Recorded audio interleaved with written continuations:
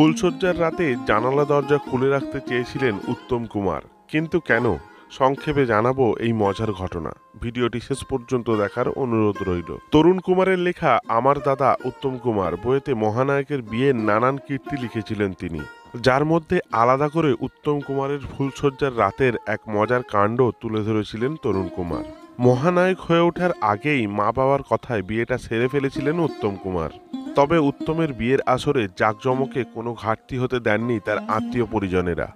বিশেষ করে উত্তম কুমারের ভাই তরুণ কুমার দাদার বিয়ের জন্য একেবারে কোমর বেঁধে নেমে পড়েছিলেন। বন্ধুর বাবার থেকে বিদেশি গাড়ি ভাড়া থেকে শুরু করে বউ ভাতে বন্ধুদের নিয়ে খাবার পরিবেশন করা, সব দায়িত্বই হেসে খেলে নিজের কাঁধে নিয়ে নিয়েছিলেন তরুণ। বাড়ির নিয়ম অনুযায়ী বিয়ের পরের দিন সকাল সকালই বউ নিয়ে গিরিশ মুখার্জি রোডের বাড়িতে পা রাখলেন উত্তম। উত্তমের বউকে দেখতে তখন বাড়ির সামনে পাড়ার লোকের ভিড়।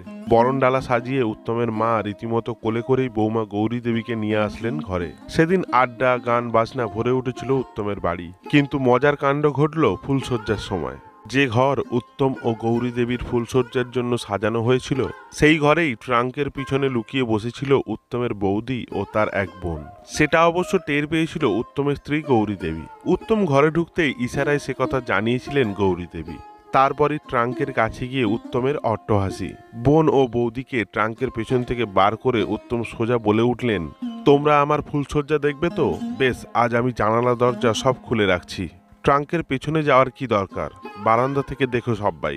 উত্তমের মুখে এমন কথা শোনা মাত্রই বৌদি আর বোন লজ্জায় লাল হয়ে ঘর থেকে দৌড়ে পালালেন।